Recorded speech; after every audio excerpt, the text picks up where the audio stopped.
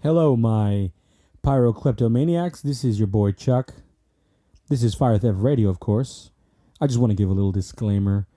In this episode, you will hear me fail miserably as a host, since it is our first guest, and I messed up big time, but it's okay. You know, it was our first guest, and I was a little nervous, okay? He's been on other big-time podcasts, and he was so kind to come on to our little podcast we got going on. I was like, man, thanks a lot. So, needless to say, we were all a little bit nervous, but we still, handled it pretty well. And we're going to be interviewing a former Marine and his experiences over there in the Middle East. I think you guys will find it extremely, extremely interesting. And, without further ado, let's get right to it.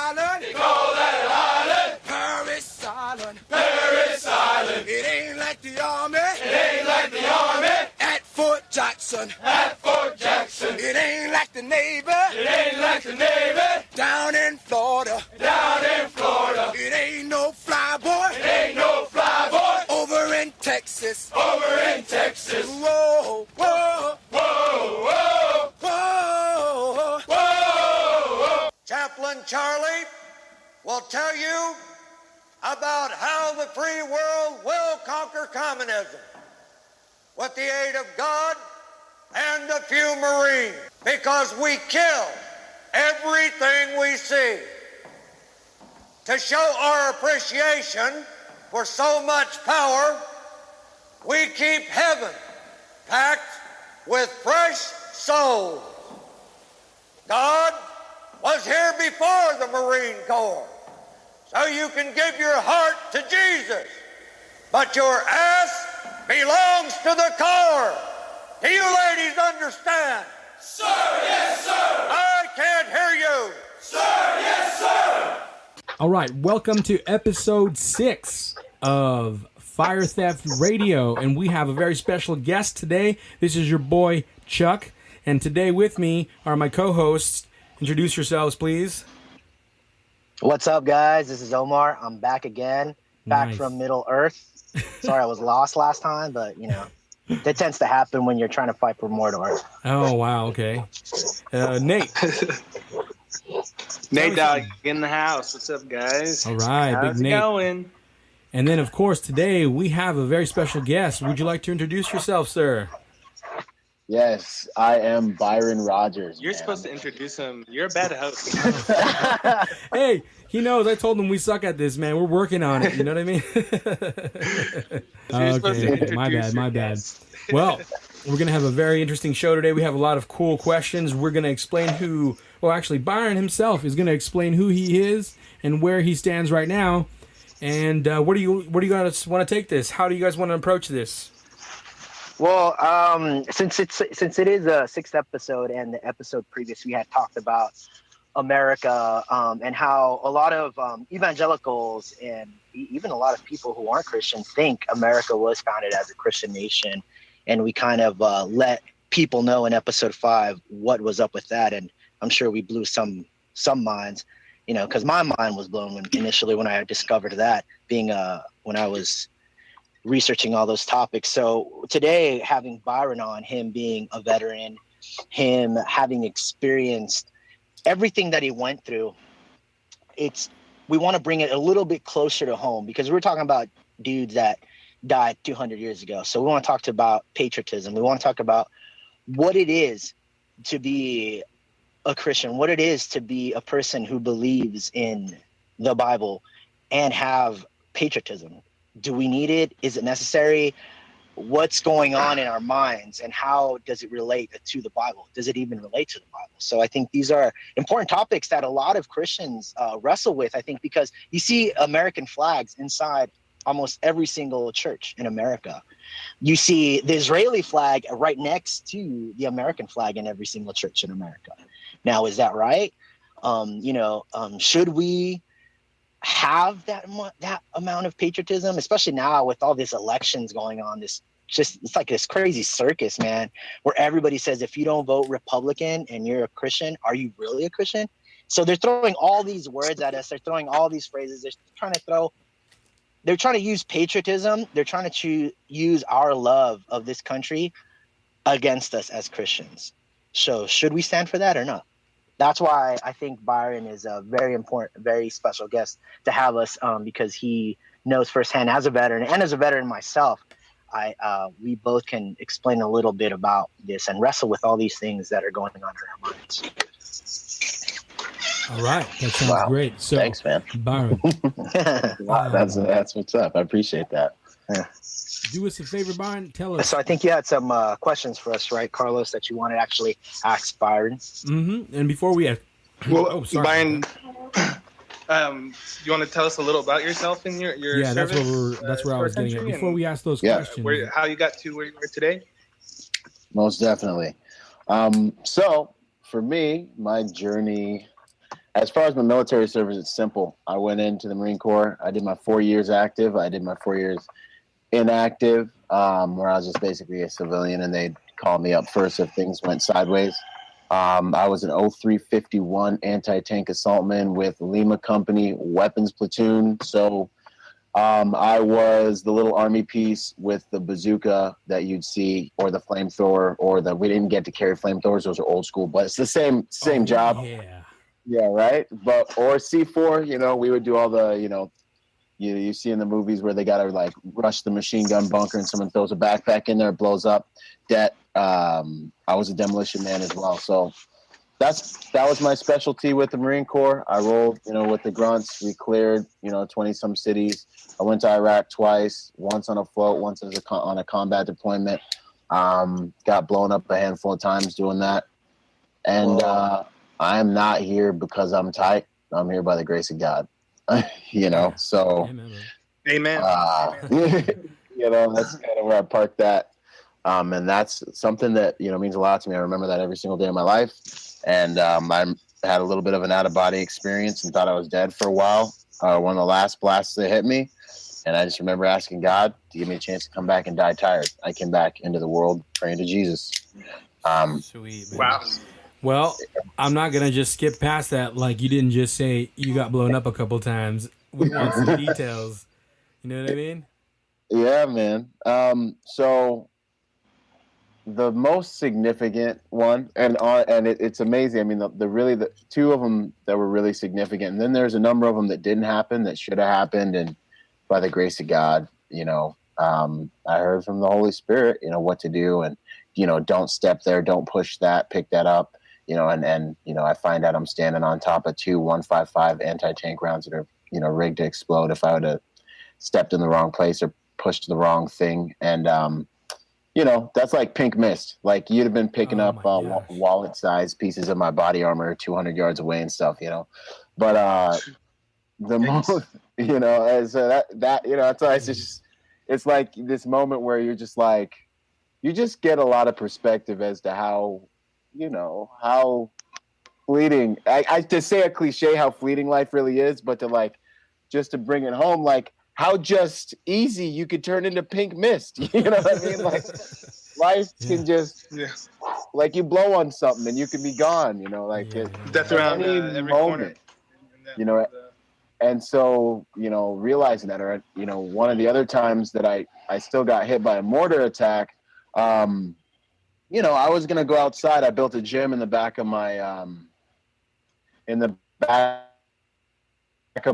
was getting ready to go outside, and one of my buddies is like, Rogers, come here. He's like, yo, you got to hear this story. And I'm thinking to myself, like, yo, we've been in the sand together for like 6 months. I don't want to hear your stupid stories. I've heard every story like 5 times, every story, ever that you could have ever had it happen in your life. And he's just like, no, Rogers, you got to hear this. And I'm like, I only have a certain amount of time before our next patrol. I'm trying to get a workout in. I'm just like, not right now. And he's like, Rogers. And he's like, seriously made me stay in and listen to his stupid little story. So I was like, okay, if it's really important to my dude, I'm going to listen to this story. So I paused and I'm like, what's up? Now, mind you, I'm standing here totally slick, no body armor. I have my weapon in my hand. I got my, only my pants on. I got nothing protecting me. I'm about to go do some pull-ups. And he starts the story, and I'm waking up in a pile of like sand and rubble and trying to figure out what happened. And that's how fast it happens. You don't hear the boom. You don't hear, there's no bang. There's no, oh my gosh. No. You either wake up or you don't wake up, or you wake up in pieces. And then you're like trying to figure out what happened for the next few seconds. And then I was in the back, and this is the funny part, right? So I have, by the grace of God, have been able to maintain a sense of humor pretty much through everything that has happened to me.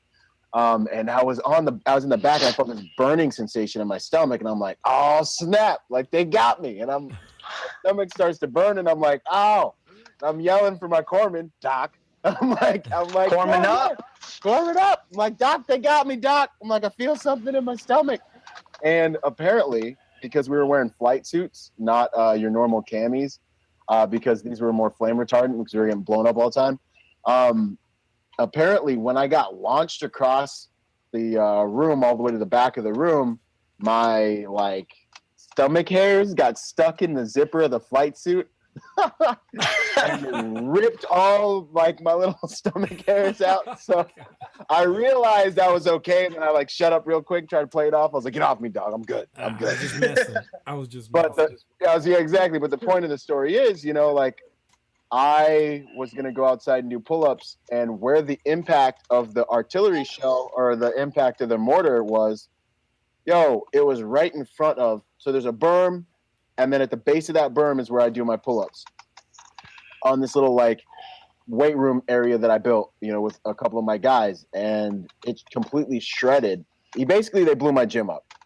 And the only reason I wasn't in the gym was because, by the grace of God, one of my dudes was like, Rogers, you got to hear my story, and stuff like that happens. And it's just like, whoa, yeah. I work hard on trying to be as good of a version of myself every single day of my life. But I'm just here by the grace of the God I serve, man.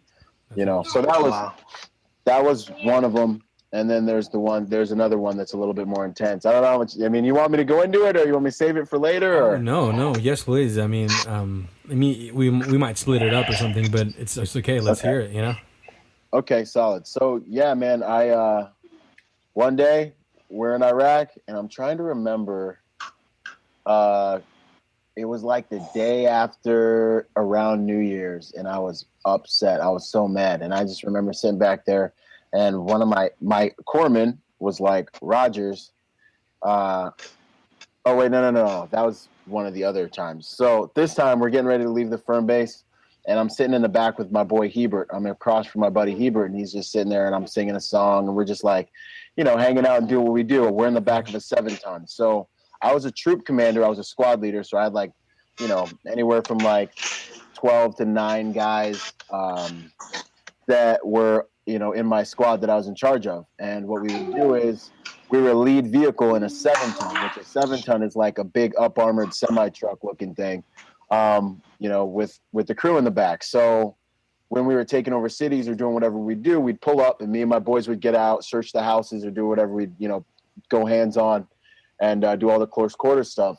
And we're just driving down the street. And I'd always tell my guys, I'd tell my boots, like, yo, make sure that you guys are going over in your head what you're going to do when you get hit. Always go over in your head, like, what you're going to do if this happens or that happens, so they would be ready. So you'd be ready psychologically, because when things go down, you're in shock, your training might kick in if you're good. But if you've rehearsed it in your mind, you're just going to go into like get stuff done mode. So finally, one of my little boots looks over at me and he's like, hey, Lance Corporal Rogers, I know what I'm going to do. He's like, I know what I'm going to do if we get blown up. And I'm like, I was just like, stop. If we get blown up, I was like, we're the lead vehicle in an AO, area of operation, that is got 80% victim initiated IEDs. That means these are like booby traps. These don't miss very much. It's not like a guy's waiting to trigger something. So I'm like, if we get blown up, we're going to get blown up. I was like, accept it. And if you wake up, know what you're going to do. He's like, okay. Well, this is what I'm going to do. He tells me, I'm like, great, cool. So I'm sitting there singing my song. My boy Foster comes over the radio and he's like, Silverback, which was my call sign out there. That is a great call sign. Isn't that right? It's like kind of quasi, kind of cool, but I'm not sure if they're going to call me a monkey at the same time. It could be also very, very racist. Racist, exactly right.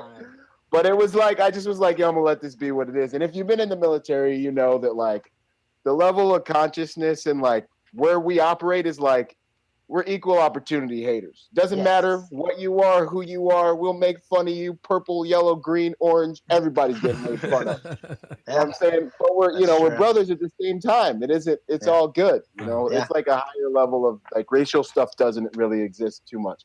So I'm sitting here and, I hear him come over the radio and he's like, Silverback, I got a bad feeling. Well, the thing about Foster is, the guy who was driving the 7-ton, he'd been blown up like some ridiculous amount of times, even in a lot of vehicle. Like he had been in a lot of IEDs.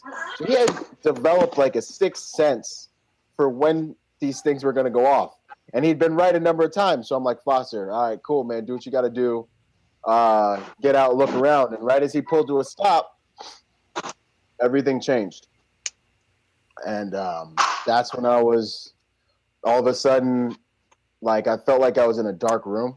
And I was like looking around and I was trying to figure out what happened because I just couldn't remember what happened. I didn't know what was going on. I didn't know like where I was. And I remember as I tried to figure it out, I was like, yo, what were my last thoughts? And then literally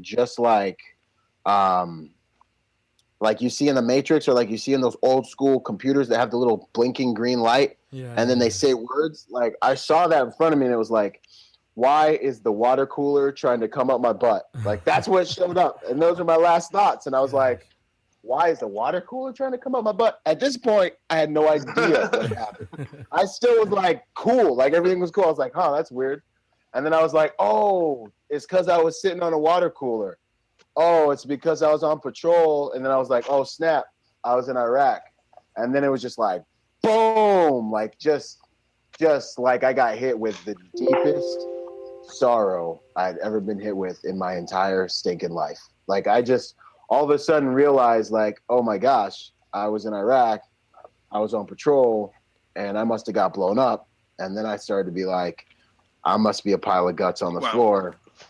And then that's when I was like, I started feeling all these like deep sorrow feelings like I failed. And I was like, I started seeing my family and I was like, Mom, I'm sorry, Dad, I'm sorry. And I just felt that sorrow. And I was just like apologizing to everybody in my family, and I was seeing everybody and I was like, I'm sorry. I'm so sorry. I failed you guys. I died in Iraq. And then I remember I was mad about a couple things. I was mad because like I was so young and I died and I failed everybody, but I was really upset because I was like, I haven't really purposefully lived my life, like I hadn't really like lived it hard. Like I haven't really, like I've been like just going with the flow my whole entire life. There's no deliberation. Like I was like, I didn't live. I just like floated through this thing like, and it just happened. And I didn't even really appreciate it, and it's over. And then that's when, I was apologizing to everybody who was important to me. And I saw my grandma, and just like some kind of Hallmark Touched by an Angel, like cheesiness. What happened next? I see my grandma's voice, and she's like, and I can't take it out of the story. This is what happened. And she's like, Byron, like, come into the light. Yeah, like she's like, if anything's ever stronger than you, you just say Jesus, and by the third time it'll go away. And she's been telling me this since I was a little kid. And so I'm sitting here and I'm just like, Jesus, Jesus, Jesus, Jesus, Jesus. And I just wanted, like, I was and I wanted to come back and die tired. Like, I was like, I got so much more. I was like, if I ever get to come back, Father, I'm going to do everything I can to live for you, to do the best I can to die tired. I just want to die tired. And sure enough, man, like, I just was like, Jesus, Jesus, Jesus, Jesus, Jesus, Jesus. And then I was in my body, and I was in, like, kind of in the undercarriage of the vehicle, like in the floor somewhere, and I couldn't move. My eyes opened, and I was like watching people, and I saw my boy. And that was the other thing. When I was over there, I saw my buddy, and he was looking at my body. That was the other thing that scared me, is I looked at the side of my buddy Wellerman's head, and he was looking at me, but I couldn't look down and look at me. And I was like, and so, yeah. And then I started seeing all those people and everything. And then I started saying, praying to Jesus, and I came back. My body started to, come back to life after a few seconds. And then I got mad, and I got that good righteous anger, that good anger, that's that physiological response that, that's designed to help you save your life. Got up and kicked out the back of the vehicle, and I blacked out. I don't remember what happened, but apparently I jumped like 15 feet out the back of the 7-ton. Those things are like 7 feet off the ground. God. I'm carrying I'm with all my gear on. I was like close to 300 pounds because I was operating around 200 pounds at that time. I'm wearing at least 80 pounds of gear at the back. And I come, I wake up and I'm like 30 yards into a middle of a field of reeds by myself. And I'm yelling at my guys to get out. And, we go and clear a little village. We get everybody triaged, to make another long story short. But, sure, by the grace of God, man. Man, that's crazy. I have nothing to get even close to that in my life. you just throw so all day. That is so intense. Hey, yeah, that's just too intense. I have no words. That's crazy. Just to survive that, to live that, and just, I see you today and how you speak. It's just amazing to me how you went through so much, and like you said, just because of your faith, you're still.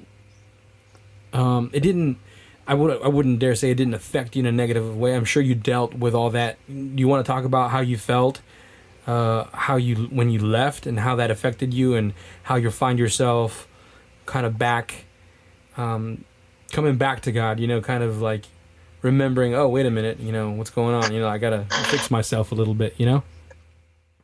Well, yeah, man. Like, for me, I was really blessed to have a childhood where, God was always the center. The way my mom raised me, it was like, I just grew up with the Holy Spirit as my friend, like I was always just raised like the Holy Spirit's with you everywhere you go. If you don't know something, talk to him about it. You're about to do something, ask him about it, and that was real for me growing up. When I was about 5 years old, I'll break another story open real quick. Oh yeah, for sure. Go ahead. There have been a few times when I've heard God's voice in my life, like less than a handful of times. But one of the first times that really anchored things for me was when I was like 5 years old, and I was at my dad's house, and I was so young that like everything's real. You play with your action figures, it's real. It's like everything's real.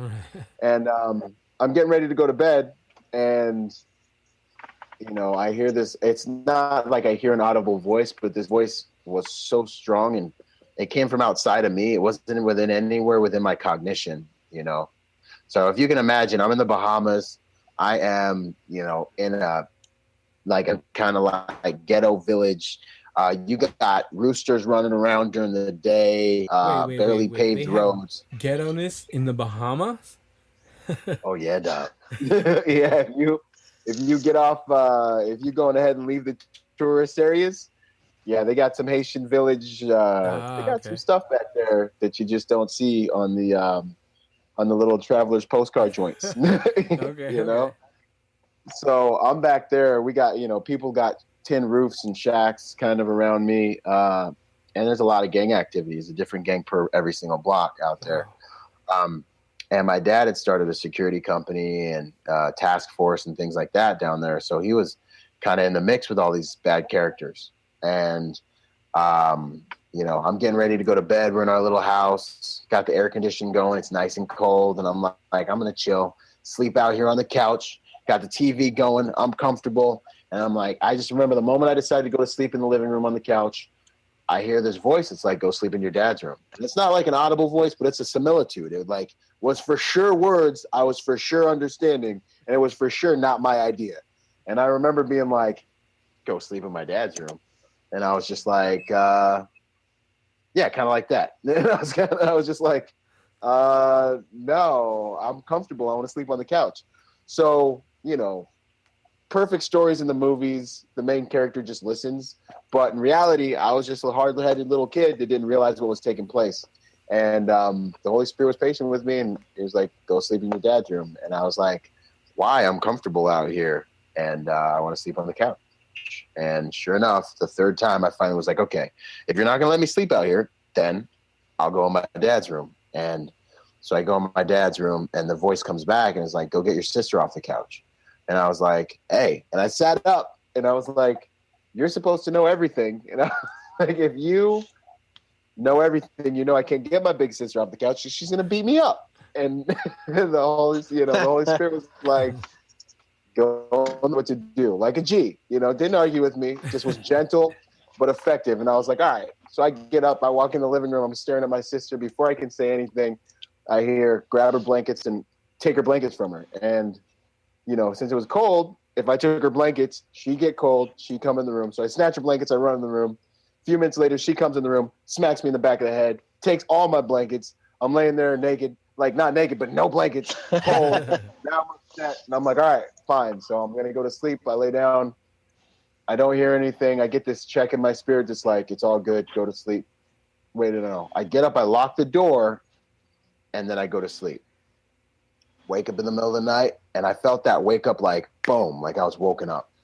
And so I sit up, and I'm like, waiting to hear something, expecting to hear something, and nothing. I don't even feel like I'm going to hear anything. And then all of a sudden I start hearing this scratching noise, like this, just like something's like this tick, tick, tick, scratchy, scratch noise. And I'm thinking there's like a mouse trying to eat its way into the room, or there's some, like in the wall, there's like rodents running around or something crazy. So I'm looking around the room trying to figure out what's going on.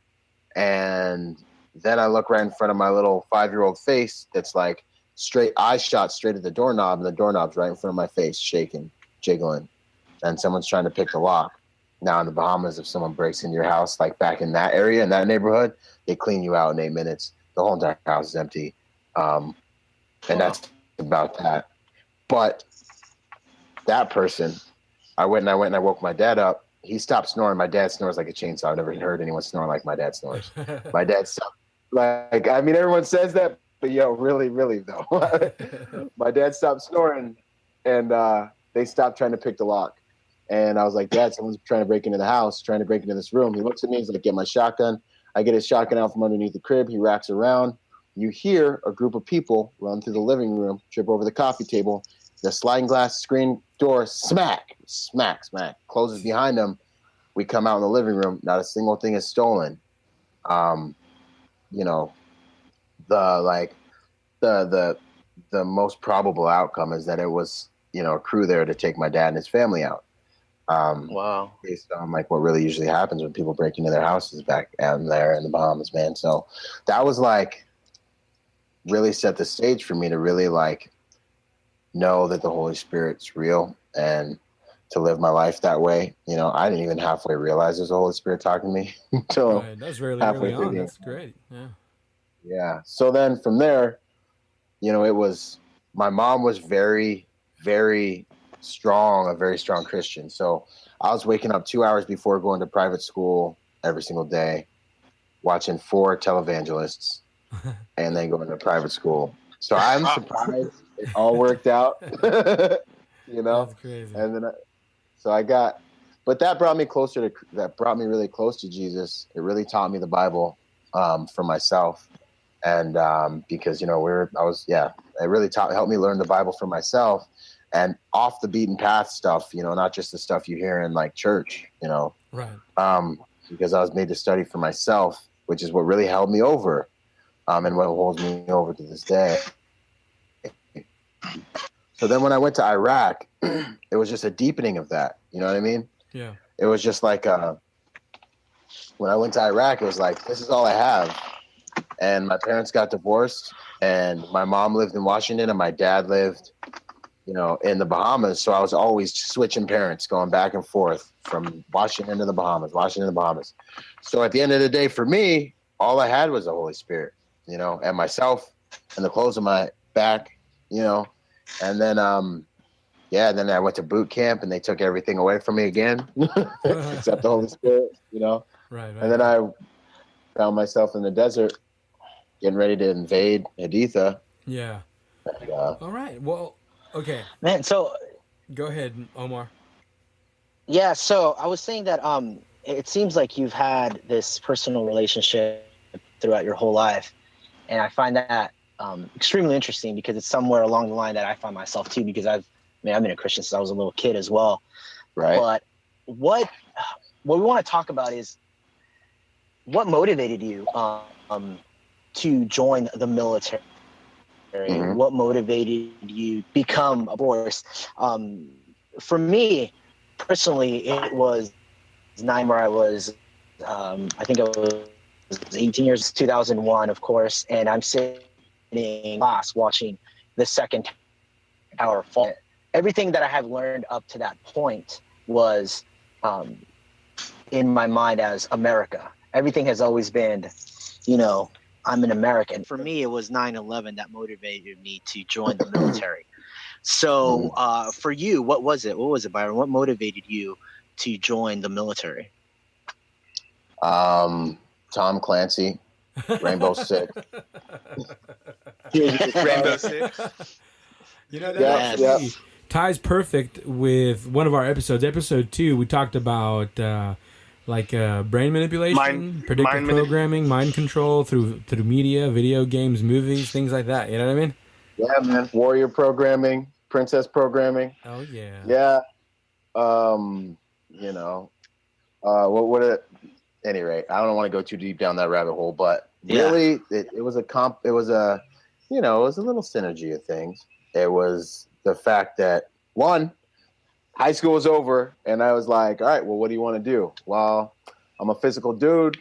I like physical stuff. I don't like school. And so I was like, what can I do, that's going to be able to scratch that itch? And then it was kind of like, well, I could go and try and play football and stuff, but I had this friend's dad that had this weird twitch. And I was like, man, I don't want to have no weird twitches when I grow up, So I joined the military. So, maybe I could get blown up or killed. It made a lot more sense. No, but that was part of my rationale at that moment.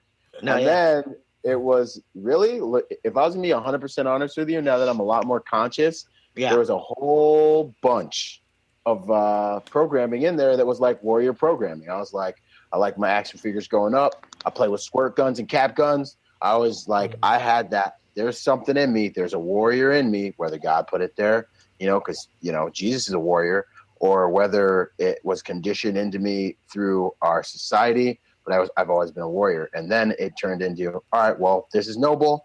And then I was kind of like, well, for all the guys that can't do it, 9/11, we're about to kick some stuff off. For all the guys that can't do it, I'm this able-bodied, young man. It's the least I can do for my country. How am I going to look at myself walking around here, hanging out, and know that somebody bought my meal ticket? And that was my mindset. But really, I know the video games and Tears of the Sun had a lot to do with it. Oh, Tears of the Sun. Yeah. Dude. That stuff got me fired up. I was ready to go, you know. It's that romanticism, right? The romantic notion of war and dying and killing, and it's for the country, it's for the better good. Yeah, I mean, it's so interesting how it ties back to that whole programming of us looking at war as a romantic notion. Is that what it felt like? According to your stories that you told us right now, it kind of seems like it wasn't, right? It was. Was it harsher than you expected it to be? Well, here's the other thing too. One of the other huge issues was, you know, my dad is like a man's big brother's dad's man. You know what I mean? So for me, I was like, ain't no one questioning. If I survive this, no one's questioning my masculinity. So I was doing it also to prove to myself, you know, and also to people around me to get my man card. You know, I knew I felt like, you know, that's what it was about at that time from that level of consciousness, my little teenage mind. And I felt like that's how I would prove it to myself, beyond a shadow of a doubt. And then when I actually got there, we're rolling in, you know, to Haditha at 3:30 a.m. with skeletons painted on our faces. And these weird little Iraqi soldier dudes are joining me, and they're trying to talk to me in Iraqi. And they're like, Mister, and when kum, like, you know, like into Amiti, when Tuscan, and they're asking me all this stuff like, what's your name, where are you from? And I'm looking at these guys like, I don't understand anything. And, you know, senior Marines understand them. And then these thoughts start going through my head, like, what am I exactly doing, man? And then like an army unit flies past us. We try to stop them. They wanted to be the first ones to the city. They get blown up right in front of us. I'm looking at a mushroom cloud. I'm listening to rounds pop off and people burn, and I'm sitting there like in total shock, and I'm like, this doesn't even seem real. And then I'm like, I hear that voice in my head, and it's like, you don't even know what real is yet, son. And that's when I realized, yo, this is not a video game. And that's when I started to really like, it's like in that moment in time, all the romanticism and conditioning really burnt off. Like it was like, and then all of a sudden, you hear this rocket go up in the sky, 101 hand grenades tied together on a string with a rocket in front of them. That's an APOB. It's a backpack that we use to clear a trench through a minefield so that we can run into a city. That thing goes off, boom, tanks go flying in. They're doing thunder runs into the city. We start cranking some Led Zeppelin at like 3:30 a.m. in the morning, and we go into this city and we whip it on, and you're scared and you're psyched and you're pumped. And I won't lie to you, there is an aspect of it. You know, the Marine Corps does a phenomenal job preparing you to go into combat. You know, there's an aspect of it where you're just like, all right, like left, right, kill. This is what I'm here to do. You know, boom. And there's another aspect of it that's like, absolute stinking misery worse than any misery worse than any kind of misery that you ever experience in your entire life. Just being out there, knowing that your family is like, the world's turning, and you're in this, like, you're out in the sand, and it's like this weird purgatory, you know, and like everyone's left you behind, and your life will be monumentally changed by the time you get back. You won't have anything that you had when you left, probably, more than likely, you know, like all that stuff. Terrible misery. But was it as romantic as I thought? Heck no, man. It was mostly like in my book, like it's just boring, amazing, intense, drudgery. Your soul gets tired. You get exhausted to like through the bone of you, you know.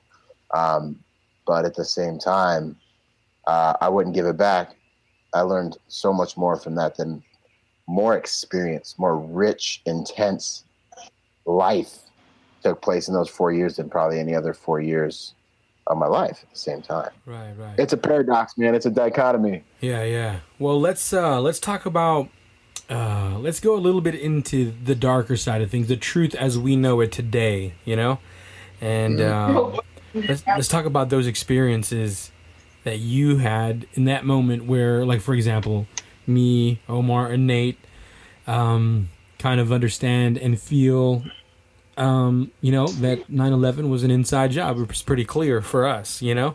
And we want to we want to talk about how you feel about that and when you found out about that, you know what I'm saying? Yeah, absolutely. Did you say you were in the military as well, Nate? No, that was Omar. No, I Okay, that was Omar. Omar's. All right, cool, man. Yeah, no. For me, the whole 1911 thing, and you guys can, if I go too long on any of my answers, just let me know, man. Just interrupt me. No, you good. Because I'm just gonna give you as much content as as I can, unless you're like, all right. if you want to interject. Yeah. Take the conversation, whatever. But tell us how you got into, the quote unquote, they like to call it this truth movement. Yeah. How you feel? For me, when I went through after I was in the Marine Corps, it was just like my job is, to kill the enemies of America. That's what I do. I don't really concern myself with the small stuff. And that's kind of how a lot of the guys that, when we came out of boot camp, that was kind of our mentality. It was all the civilians were like, well, what do you think about, 9/11? And we were like, we don't care, man. We want to do our jobs, and that's just where our heads were at, man, and we rationalized it in various ways. I'd always be like, look, whatever they're doing, right or wrong, I was like, the fact is their interests are in America, the people that run this country. So, whatever it is, it's probably in our best interest. I'm just I'm the fist inside the velvet glove. But at the same time, there was a distinct moment when after I'd been trained in demolitions and I saw the Twin Towers fall, like for me, it just was demolition. Like, I knew it was cut and dry controlled demolition, right? Yeah, I was like, that's a controlled debt, man. And that was sexy. I was like, that's amazing how they did that. I was like, for a few seconds, I was like, man, look at that. Wow. I was like in shock. And then I realized what was happening, like what the story was. And I remember being like, wow, like, golly, like they did an amazing job. And then I remember being like, wait a minute, that's supposed to be from a plane crashing into a building. And I was like, maybe if God sent a fleet of angels to perfectly hold the building as it fell, imploding upon itself, regardless of all of the freaking fail safes and steel beams that are in that building, because I know how hard it is to blow stuff up like that. So you had to try and blow houses up over there all the time. Not all the time, but we did have to do things like that. And I was familiar with how to take structures down and all this other stuff. I'm looking at this thing fall like this, and I'm like, wow. And I'm like, okay, so maybe God sent some angels to go in ahead and make sure the buildings fell perfectly the first time. But twice? And then you got a ghost building that just blew up? To me, I just was like, all right. Yeah. I'm like, you know what? It is what it is, man. It's just not what you're telling me. And that's okay. Like I just at that moment was like, I'm just going to have to figure that out later. Right now, I'm in deep. I got to go to war, and I got to get home with my guys. And that's what I got to do. And so then I just kind of really shut that part of my head off. I shut that part of my head off for a long time. And then when I got out, I started to wake up and, I ran across a rapper named Immortal Technique. Oh, who I know who he is. Yeah, I used to love me. He gets dark. Tense, and it gets dark. Yeah. And we had some good times back in the dark days. But and then the zeitgeist got a hold of me, and that jacked me up, because then I was like, I don't even know. Everything I've ever been told was a lie. Oh, yeah. And I went through that whole mind job. And then, my brain was like, it was like stinking scrambled eggs until I ran into Age of Deceit with Gonzo's, documentary. And that kind of put me back together. That's crazy how God leads people to that. Because in that same exact order, I saw Zeitgeist, right?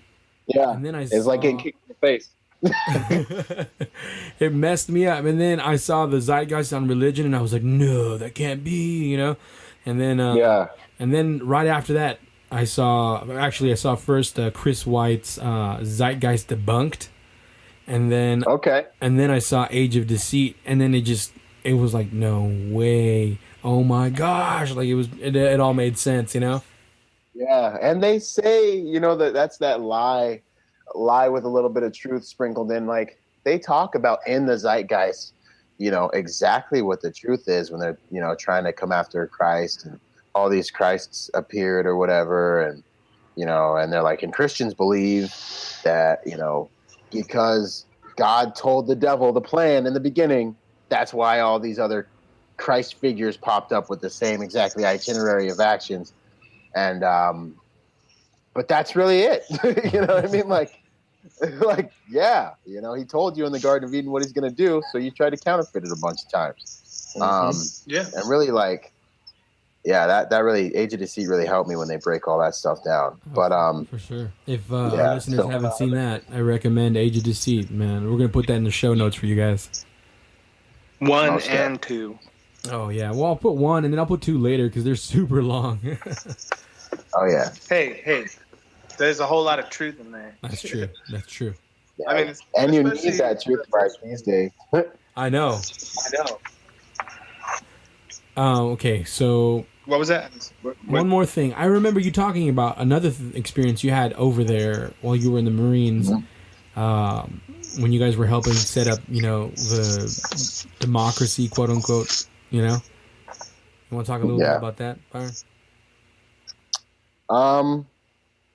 Well, there's a few aspects of that. Like when it comes to waking up, one of the other things that rattled my cage was just simply going house to house and looking for weapons of mass destruction and, being kicking it with your boys and looking around and being like, yo, we're in a sand village, man. I mean, it just really doesn't seem very sophisticated kind of weapons of mass destruction that are going to be anywhere around here. Right. And they weren't. And, we found some AKs, some mustard gas, some really cool weapons caches. But what really rattled, my cage with that stuff was just seeing the people suffer, talking to them, going house to house, taking a family, essentially hostage, using their house, listening to them be like, oh, we're better off under Saddam. Saddam used to protect us and keep us safe. You're going back to California. You're going to go back home. And then terrorists are basically going to come in here and kill everybody and rape everybody. And it's going to be horrible. And you're like, man, we're giving you freedom, bro. What are you talking about, man? And they're looking at you like, yeah, you really believe that? They look at you with this look like, you got to be kidding me, Yeah. And so that really started to break off all that conditioning of what we were told we were going there to do. And that's when I started, when I was over there, that's when I started being like, man, things don't add up. This isn't something about this is really not right. And it's going to be hard for me to believe that it's not right because what we're doing is so much, we're so wrong. If we're wrong, we're so wrong right now, guys. But we got to get back home. And that's what's most important, for us. And, so then when I got back, it was as my mind could handle it, I started to wake up and look into things. And I don't know what exactly experience you're talking about. The other experience that had to do with establishing split democracy, after my first deployment, we were getting ready to rip with the unit that was coming in to take over our position. And we had done a lot of things to get the people to be able to vote and put their own brand of, their own leaders in place. And just the night that we left, they all resigned or no, but wow, they all. The night that you left. Yeah, the night our unit was ripping out, they all were like, I think they resigned, but I know this. It was all over when we left. Oh. And then after that came the bloodiest month, one of the bloodiest months the Marine Corps had ever seen in Iraq after that with that new unit in Haditha. And I believe our firm base got destroyed in a few weeks. But yeah, so. Okay. Democracy didn't work. Did not. Okay, Omar, you wanted to ask something?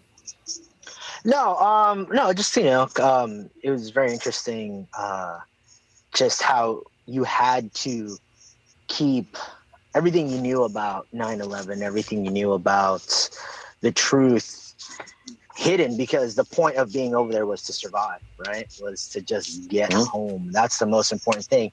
And now that you've come back, now that you're here, now that you're out, what are your, I wouldn't say feelings, but how do you stand? How do you react to your time in service? You said it was great, the 4 years that because it made you who you are, but did it affect your patriotism in any way? Did it affect your relationship to this country in any way? Now knowing what you know and what you went through.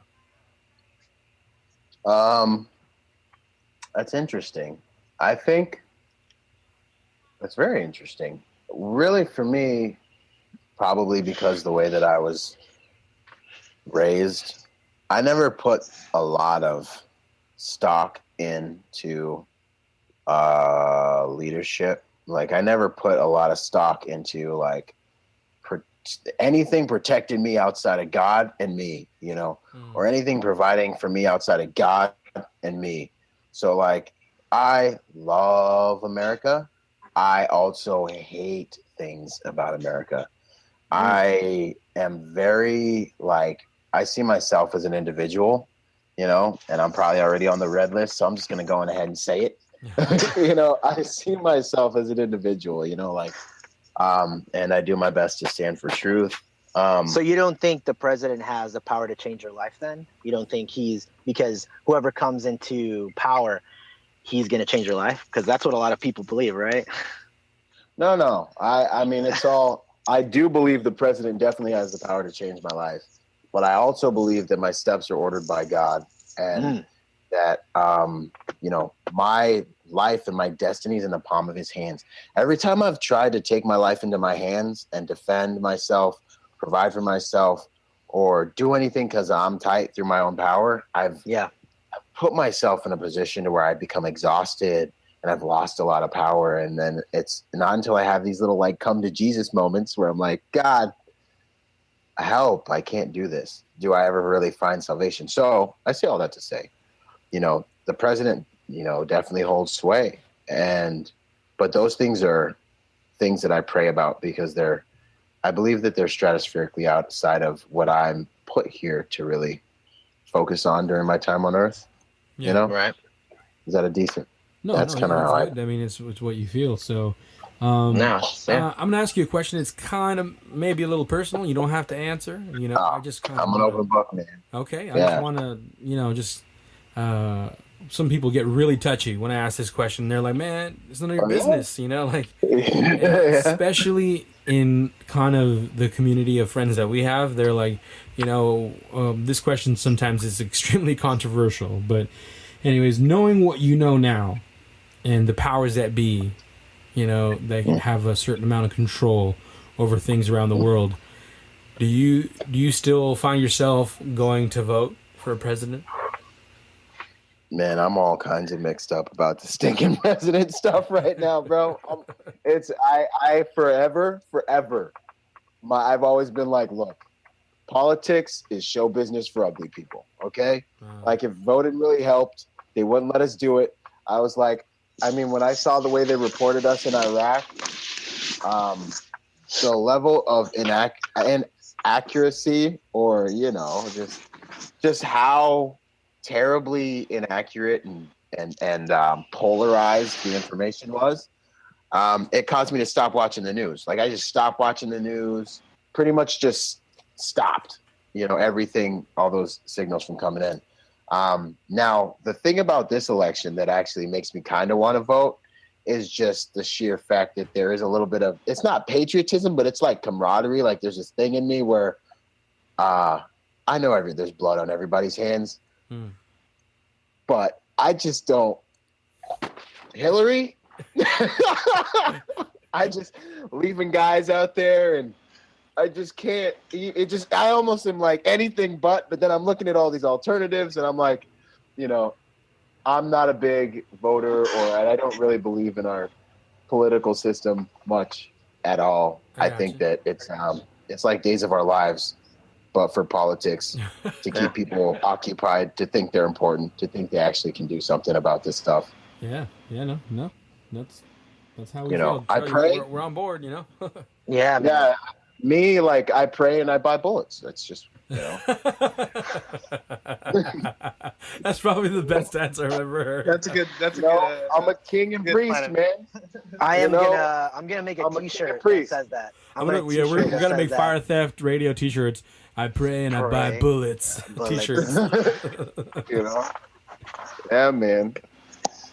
All right. Hey Nate, you had a question you want to ask Byron? Yeah. Shoot it. All right. I wanted to ask you, what would you say to a young, 17, 18-year-old with romantic vision in the battlefield, considering joining? What would you say to them, knowing what you know now, Byron? Man. Well, that's tough. That's tough, man, because that's tough. That's a tough question, because there's one side of me, to be honest with you, that's like, what I got out there, you can't get anywhere else. You'll never find anywhere else. Yeah. You feel like a Lamborghini stuck in a stinking school zone, being forced to drive 25 miles an hour for the rest of your stinking life. And having your consciousness and everything stretched to that point, and like imagining life without that and trying to bring it back is tough. On the other side of things, like, it really depends on, on the other side of things, there's also moral dilemmas, man, right and wrong. And there's all that stuff, and that's not relative. Yeah. And that's kind of where I'm coming from. Like, Yeah. Go ahead. Like, our country is moving in a very dark direction right now. Where Homeland Security is buying millions and millions of rounds of ammunition, millions of MREs for Homeland Security. You know what I mean? All the things everyone talks about, concentration camps or martial law, everything about that. The military being used against its own citizens. And for me, it's like, when I hear somebody say that, I just want to, like, drown them in information to make them stay away from it, because I feel like being here, like, we have a battle here, like, and it's a battle of, like, truth. You know what I mean? It's a battle of it's a spiritual battle of trying to wake people up from the illusion of the world that you, in a world with borders and nations and stuff like that. Like, well, that for me, myself, you know what I mean? I haven't been, I appreciate, anybody who has served our country in the military, but I feel like we're perhaps in a time where it can start, where it's going in a very dark direction. Heck yeah, bro. I totally dig that. And I completely see what you're saying. But then there's this other side of me that's like, meh. Like, I think one thing, like I touched on this earlier, is like, I feel like God works in mysterious ways. I feel like God in the Bible used a donkey. He used harlots. He used so many different things. Rocks, and so anytime I get in, I just try not to judge, you know what I mean? So what I would say to that person is, I would say, hey, you pray and you make sure you have a good enough relationship with God to get clarity on what you're supposed to do, because like, that is all that's really going to matter at the end of the day. And I don't presume to know what's best for that individual. And I don't presume to know, based on my, like, little bit of, like, judgment and knowledge that I think that I have, that's probably been polarized 100 times by the time I got to, I mean? Like, what we think we know, even if we live 100 years, is like, it's so relative to, like, where we are and the access we have. And so what I would tell that guy is, I'd say, hey, you make sure you pray and you know what God wants you to do, because at the end of the day, like, I don't want that military that, if we have to face them, I don't want it to be a military full of heartless, godless, bad dudes. You know what I mean? I want there to be some of God's people in there too, and like, I want there to be humanity in there too. And like, And that's just based on my little tiny bit of perspective. You know what I mean? Who knows what God really has planned for like being able to get to the hearts of those guys in there. Like one dude in a platoon can change the whole entire platoon dynamic. And so I would tell that guy to make sure he knows what God's given him. But I would also, like you said, man, I'd want to equip him with information that he could be responsible for so that he's not ignorant and be like, hey, just so you do know though, bro, like this is what's out there. This is what I found. You make a well-informed decision because it's your responsibility. You know what I mean? Yeah. And you carry your cross wherever God tells you to carry it, homie, you know? Yeah, it's so difficult to have information, because information truly is power. And the way we wrestle as Christians with morality, man, it's so difficult sometimes to make these decisions about life, especially being in the military, where you literally have to deal with life and death. Right. You deal with life and death on a daily basis. So I don't know. I find myself also thinking like you, Byron, where what do you tell somebody? What do you think? Like, I don't know. I just wrestle with in my mind with the moral issues of, should I go to war? Would I, knowing now what I knew back, if I knew back then what I know now, would I have even joined the military? You know, if I would have known about 9/11, would I even have joined? Would I even serve? You know, would I even put my life on the line? But at the end of the day, like you said before, it comes down to the person next to you. And that's what really motivates you and gets you through.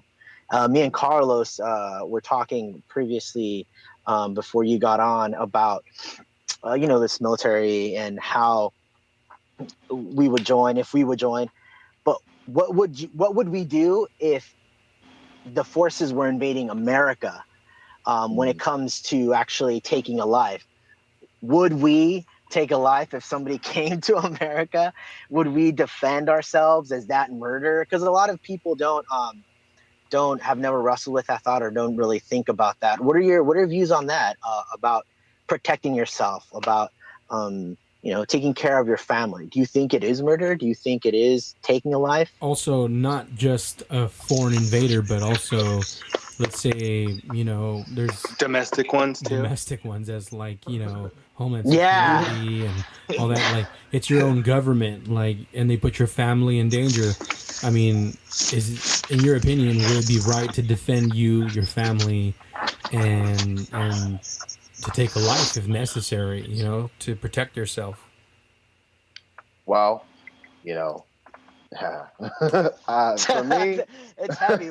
We know it's heavy. Yeah, we're getting real with these questions, man. Real. No, most def, and I'm gonna try to keep it 100 with you, right? Like they say, I'm gonna try and keep it 100 with you. No, I will keep it 100. That's how I roll. Keep it 100.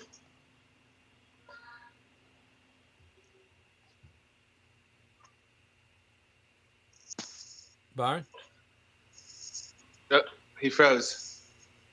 Byron, he froze. You froze on us, Byron. He's frozen. It got too real. It got too real. All right, cool. Everyone froze for a second. It was like we were free falling. Okay. There we go. Okay, so there we go. We're all back. Okay, cool, man. I just feel like there's an aspect of like, God, Christianity, and like what we stand for that's kind of been a little bit forgotten or swept under the rug or conditioned out of us as Christians. And I think that's the warrior. You know what I mean? Like, Christ was a bad dude. Jesus was a bad dude. He was awesome, loving, yes. But like when the Pharisees came at him, he gave them the business. How many times it says in the New Testament, he says, it says, and no one asked Jesus questions anymore. You know what I mean? Like, because he just would bring it. And, when we look at the Battle of Armageddon, like he's going to slay a whole, there's going to be blood up to the brow of the horse. Like, this concept of combat and war is not foreign to the Bible. Our Christianity, the form of justice that belong to the God that we serve. Dude, God is so serious. Understand how serious. He's so serious that if you look at the Old Testament, like that's a bloody half of our book. Like, it was serious because he's just, you know what I mean? But I say all that to say that I don't think combat is a foreign concept to him. And then as I look at, Jesus being he's like, he fights for us. We have angels to fight for us. And so when it comes to, Jesus even, we got aliens or what? I hope not. Yeah, right. I'm in the middle of something, guys. No, these aliens, they should hold off for a second. But Jesus says, "Sell your cloak if you don't have a sword." My Are gosh. we good? Yeah. That's You not guys sound us, like man. That's not me. Who is that? they're tapping into our. We talk. I muted mine because I had an airplane flying over, but still hearing. Yeah, we're pretty close. Me and Nate. So probably heard the same thing. Oh, that was you. Because 5 minutes away from each other. That's hilarious. All right. But yeah, no. So you got Jesus quoted as saying, "Hey, if you don't have a sword, sell your cloak and go get one." And so I see this, aspect of reality to me that's just been written out of things. And if it comes down to self-defense of what God has entrusted to me, my first enterprise as a man, which is my family, I'm going to ask God about it. I'm going to make sure that I'm in touch with the Holy Spirit in that moment in time. But I'm definitely going to be ready to take a life if I need to. Absolutely. Beyond a shadow of a doubt. I think that's definitely the right answer. People paint Christians as being these like little victims, and and most Christians have made themselves docile and made themselves submissive to or just not wanting to defend themselves or not wanting to do anything like that. But like you said, Jesus kept it real, man. And he cracked the whip. Honestly, I think it has to do with lack of like bad preaching. I'm not gonna name any names, but I think bad biblical eschatology and our own government saying, oh well, kind of painting as Christians a certain way, and I think it's kind of like mind controlled them to be a certain way that the Bible never intended them to be like that, and we have this false perception because we don't look into what the Bible says. Well, that's the man. That's what's been deep and heavy on me is that when I read the Bible and then when I go and I listen to mainstream Christianity, I'm seeing a lot of really different things. And completely. I go through the audio. I put it on. I got my little Bible app and I just listen all year long while I'm shaving my head in the morning. So I'm familiar personally with the book that's governing my life. And but yeah, to say all that, like I think that what I meant to say is I feel like Christianity has been deliberately weaponized against Christians in order to keep us not prepared for certain extremely important events, in order to condition out of us certain characteristics that would help us protect ourselves or help us take a stance that is rightfully ours, that we have promises to stand in and things like this. I think that the modern Christian is really watered down and it's really diluted form of what could have been something else, should have been something else. Yeah, and I feel like that's where we come in. That's where it's our job. What Jesus told us to go out and tell the world. That's what we need to be doing, and that's what me and Carlos and Omar and we try and do that every day. When the opportunity comes up, you gotta just tell people, wake up. The flood's coming. Mm-hmm.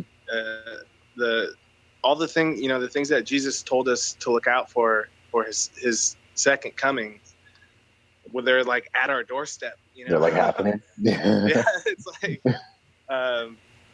and I don't know. Are you aware of like the whole pre-tribulation, pre-wrath situation? Post-trib, wrath. Yeah, I'm aware of that. Yeah, and I think that's like another talking about like if you're reading the Bible, like how do you mess this up? How do you mess this up? It's pretty straightforward. Where do you get two separate days? It's the day of the Lord. right? And he's like, and if I didn't come back when I do, basically everyone's gonna die. And he's just like, and then like I heard another preacher the other day was like, well, God never exposes us to his wrath. And then he went and he started citing like, the flood, and then he cited Sodom and Gomorrah. And I'm like, yo, you're right. God doesn't expose the Christians to his wrath, which is exactly why we're not going to go through like the judgment. But my friends, Romans, countrymen, lend me your ears, right? No, but seriously though, the tribulation, I mean, are you kidding me? Christians are dying right now. As we make this video, they're getting their heads cut off in other countries right now. And you think all of a sudden someone's going to save you? I'm like, listen, your Lord and Savior, the person you're supposed to be trying to be like, what happened to him? All right? He died on a cross for you. And we're supposed to be trying to be like him? Okay, fine. Maybe that was a coincidence. Take a look at the other 12 disciples. All right? I mean, everybody died. Okay? So, like, this is the game. Like, blood in, blood out. I don't know what to tell you. But really, though, this is supposed to be the highest honor. Absolutely. So. That's Go ahead. Sorry, it's kind of was saying, writing on that, man. That's so true. What you're talking about, how it all kind of fits into this discussion right now. How America is painted as this country. Christians in America are painted as thinking that if God's with us, then this country is of him, so nothing bad can happen to Christians here in America. But I believe there's going to be such a rude awakening when this whole system starts to like just fall into pieces, and there's going to be a lot of these huge mega churches kind of like, what am I going to do now? But I think it's people like us who were put into these positions to be that those guys are saying, hey, it's over here. It's going to be good. Follow us. We got it, And I just thank God that we're put into these positions that we can actually help the people when it all comes tumbling down like a house of cards that it is. Yeah. Light. All right, we're going to wrap this up pretty soon. We just got 2 more questions, and that's about it. Okay? That's what's up. One question. One question. In your opinion, Byron, what is the most relevant kind of conspiracy theory to you today that people say is a conspiracy theory, but or just to you, what resonates with you right now? Which one maybe are you kind of researching right now? You're like, oh snap! The one that that's totally blew your mind, because the further you go down, the more truth you find, and yeah. So what's the one that you think is for you? Yeah. That's interesting. Because go ahead. If you had to, if you could only tell one person, like the truth about one thing that was most, you see what I'm trying to? I don't know. I have a hard time putting it into words. Yeah. No, I dig it, because my answer, I'm sitting there, I'm like, there's so much like. Are you kidding me right now? Yeah. Like, the only things real are the things we can smell, taste, and touch. There's so much crap out there. Like, I'm trying to get it fun. For example, for me, I feel like right now, one of the biggest deceptions, the most important one that can break down so many barriers, would be the flat Earth. The flat Earth, and that's something that I like to talk about a lot, and that's something that I bring up on our show. And I feel like it can touch almost anybody, including atheists, which is something that not a lot of topics can appeal to an atheist. And I've seen atheists converted when they realize that the entire world, when we talk about lies, like the biggest lie besides the lie that there's no God, because I mean that's obviously the most important one, when they're telling you there's no God, But for me, I'd say the flat Earth. So. And for you, Byron? Yeah. I would say I'd want them to see through. If there's one conspiracy that I think is the most relevant right now, I'd really want them to see through the like most prominent forms of division being used on the public, like the race crap and the stinking, like just the whole political scheme framework. That stuff, I would love to see that deconstructed. Boom. Yeah. Okay. That would be it. No. I think so.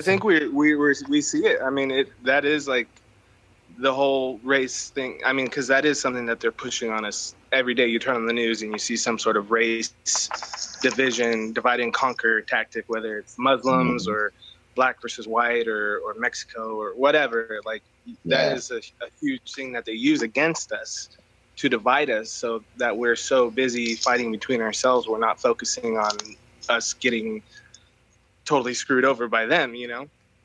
So that is a good one. That's definitely a good one. I like that. I dig it.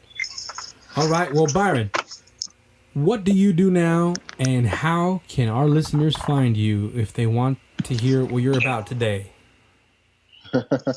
Well, let's see here. You can go to ByronRogersMotivation.com. That's where you can find everything. Cool. What I do now is I'm working as, it's a life coach essentially, but I call it an empowerment strategist, because really what I do is, I help people strategize on how to empower themselves, how to find their purpose. I help people find purpose so they can enjoy more fulfillment in life. That's what I'm all about.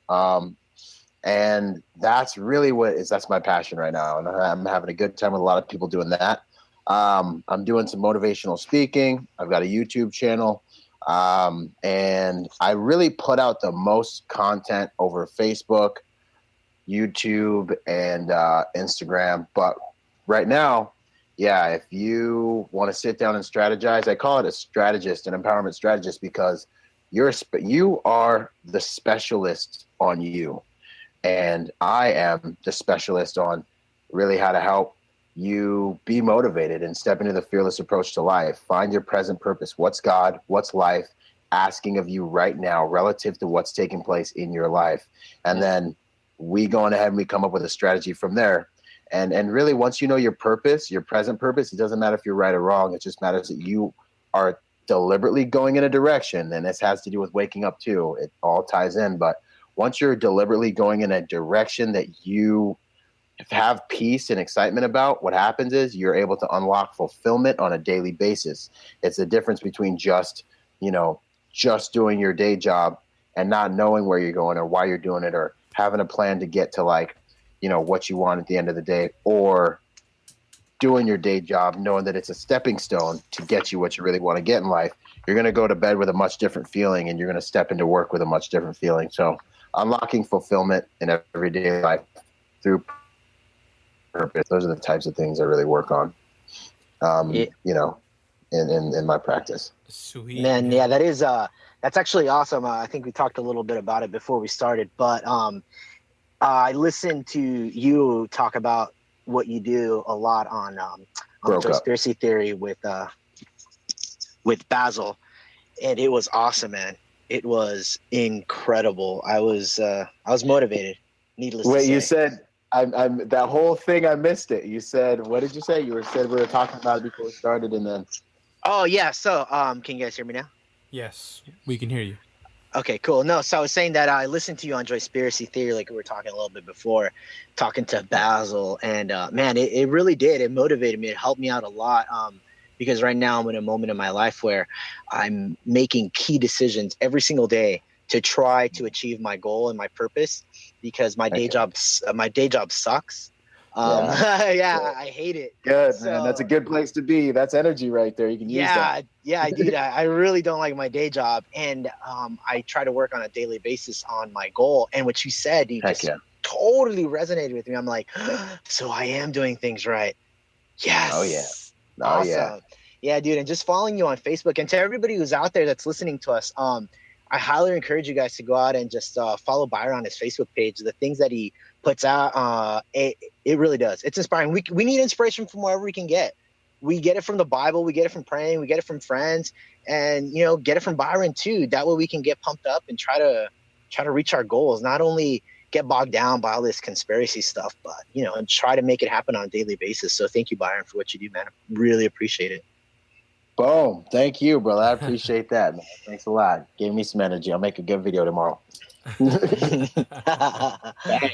Yeah, thanks for being with us, man. Thanks for being on for joining us on Fire Theft, man. Appreciate it. Heck yeah, brother. I'm absolutely honored that you guys reached out to me, man. Yeah, grace of God. No, Trying to man, pay it honor's forward. all ours. We're new in the game, and we thank you for even considering us chumps. You know what I mean? Yeah, whatever. Yeah, right, man. I'm on your show, bro. For sure, man. All right, well, unfortunately, Nate had to go. He had a little bit of an emergency, so it's just me and Omar. But we are done for today. Again, I want to thank you, Byron. And I've seen some of your photos. You are so ridiculously in shape. It's like, oh my gosh, Really? this guy. Whatever. Thanks, man. Dude, I'm gonna call you after the show because I'm gonna get what you eat, because right now I do martial arts, see, and I'm pretty good, but I'm pretty chunky, so they call me Kung Fu Panda, and I'm kind of tired of that. You know what I mean? That's what's up. I dig it, man. Okay, well, it's Fire Theft Radio. You can find us on firetheftradio.com. We have a Fire Theft Radio YouTube channel. You can also get us on the iTunes podcast or Android podcast. Please do subscribe on YouTube and on the podcast apps. Like us, and if you don't like us, please still give us 5 stars. I'm just kidding. Well, just be honest, be sincere, and we have the email also at firetheftradio@gmail.com. Please leave your comments. If you want to talk about other things, please leave us suggestions. We're always open to things. And as always, don't forget to spread the fire. Fire.